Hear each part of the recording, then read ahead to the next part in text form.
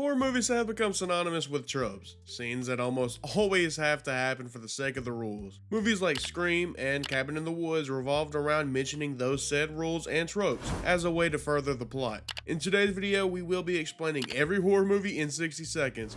Let's get into it.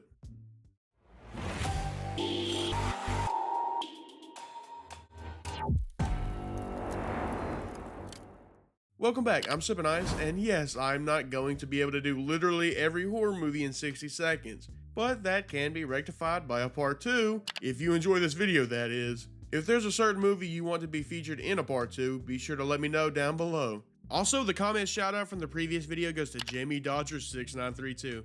I appreciate the comment, thank you so much. Lastly, before we get into it, spoiler warning for a decent amount of horror movies. Now, let's check out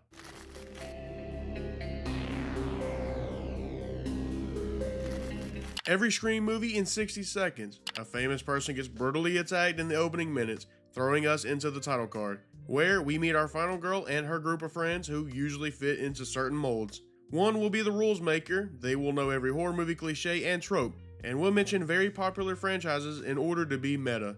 The fan favorite character usually makes it out.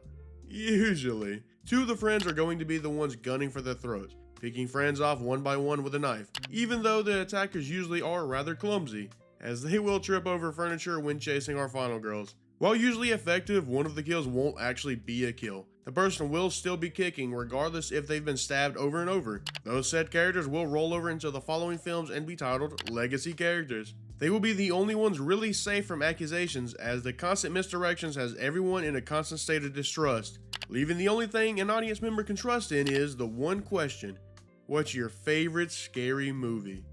And time. That's pretty much every Scream movie in 60 seconds. Yeah, there might have been something I missed, but 60 seconds isn't that long, bro. It's only 1 second, 60 times. Like, think about that. Crazy. Do me a favor, please. Get out of here. Get out of here, man. Scream is actually my favorite franchise in all of horror. The meta, the rules, the characters, the mystery, it's all just brilliant. I can't recall how many times I've actually watched the original, but every time I find something new that brings out more joy. Speaking of every Scream movie, Dewey has something he would like to say. Hello, everybody. This is a message from Sippin and me, Dewey.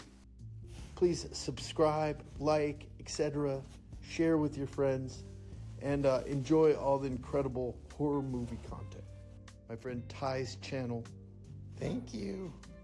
Thank you for that, Dewey. But leaving Scream behind for a little bit, it's time to head on over to the next franchise. Let's talk about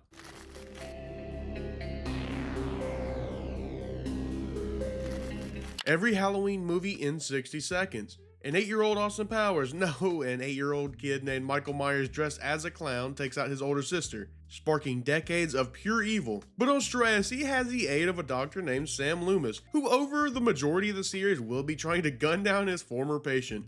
So, he's a solid doctor. The evil picks back up as Michael breaks out and learns of a woman named Laurie Strode who is and isn't his sister. This franchise is known for not knowing what it wants to do and has multiple timelines. Speaking of, sometimes he's cursed, and sometimes he's immortal, and other times he's not even the main bad guy. One thing is for sure, if Laurie is involved, he has his obsession. The mask forever seems to be the only thing that stays the same about Michael. He dresses up the same in every movie, the mechanic jumpsuit and mask, but in every movie he will look different. The mask isn't the same, bro's body proportions aren't the same, bro really is just walking Play-Doh.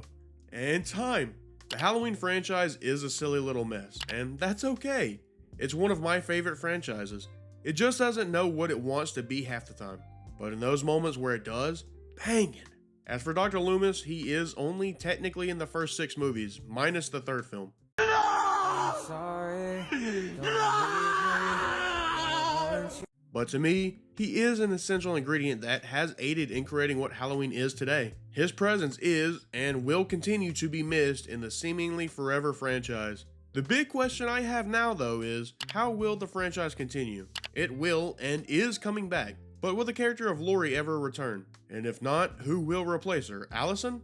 A lot is up in the air with that franchise. Let me ask you this before we move on. Would you rather Allison become the new final girl, or if they go the reboot route, a brand new final babysitter, or a recasted young Lori? Let me know down in the comments which you would prefer, or do you have another way they could do it? Now it's time to move on to the next franchise, one that is rather new. Let's talk about every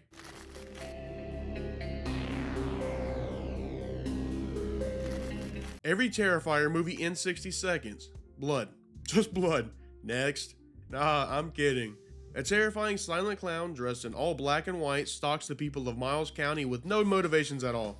Art the Clown typically finds no trouble in eliminating his prey with ease, using all kinds of, creative ways to do so. Let's just say I can't actually really show any of it without a big old blur because, well, it's pretty over the top. Terrifier is terrifying for your heart and stomach, as many people actually have left their lunches behind when they leave the theaters. Up until recently, he faced no real trouble until he came across his arch nemesis, Sienna Shaw.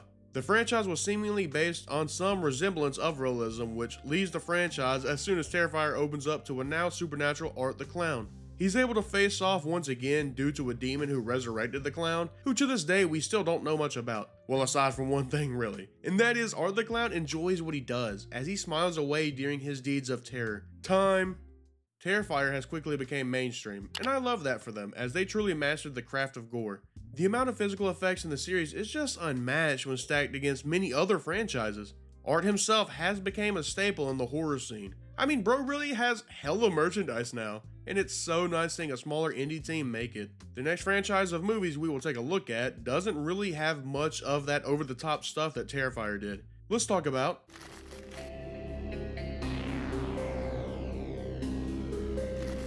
every Friday the 13th movie in 60 seconds. A mom upset goes on a killing spree in a camp at Crystal Lake. Well, actually, she only does this for the original movie, as her son Jason takes over for her as she's kinda too busy looking for her head. She might want to retrace her steps. Jason Voorhees was once a bullied kid who drowned in the lake, but who came back to seek his revenge upon the loss of his mother Pamela. He is one big hulky mamma jamma as he towers over many of his victims. He wields a machete as his primary weapon, but has also been known to dabble in other tools and fists. He has worn multiple different outfits over the years, but his most iconic gear is weathered clothing and a musty hockey mask.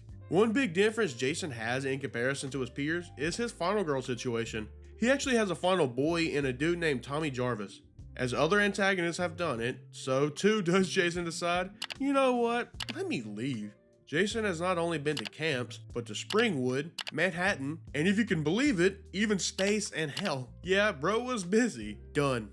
Friday the 13th isn't my favorite franchise, and it sadly isn't even in the top 5. But I do enjoy many of the entries, even the one where Jason has a replacement. Keep it a secret, but that's actually one of my favorites. Shh, you heard nothing. Nah, but personally, the remake is way underrated, as I don't ever really hear it get mentioned enough. And for me, it was, and still is, the scariest Jason we have ever seen. Man, most of these franchises have been pretty long, having multiple movies, sequel after sequel, and it don't stop here.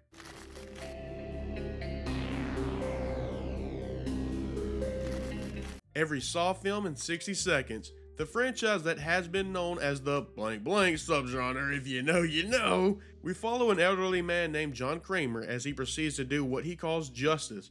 Right. Whatever you say, my guy, just don't be thinking I need a test. John does meet his end in the third of 10 movies. Pretty early, right? Yeah, they thought so too. Bro has been KIA since like 2006 and yet still is the main character, albeit through many flashbacks that create a unique and sometimes hard to spot twist, as every entry has its final twists and turns as it tries to fool the audience. The tests themselves involve pain and more pain, as he forces the participants to push to the brink in order to survive and in his eyes be changed. Yeah, they changed, bro. They scarred for life and missing body parts. Come on now. There is not really a final girl situation here, as the main overarching story simply just follows the police pursuing the Jigsaw killer, with hardly ever any luck. Probably doesn't help that they have a traitor working with them. Boom, stop that clock.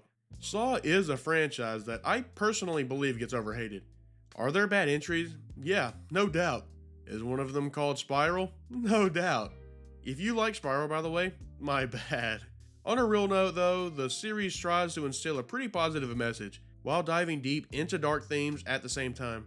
It's up for debate on whether or not he's successful in this endeavor, but John tries to teach people the value and importance of life, appreciating the life you have, as we all only have the one.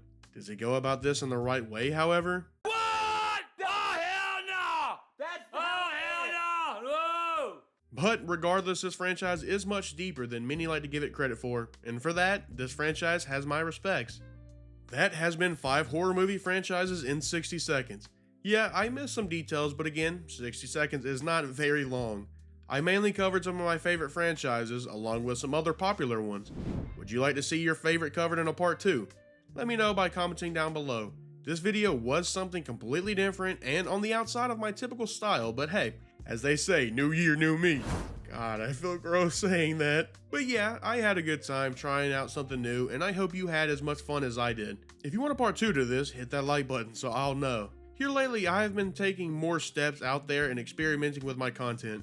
One step was when I talked about different conspiracy theories of the Scream universe. To see that, click here. I appreciate you and your time. Stay chill, and I will see you next time.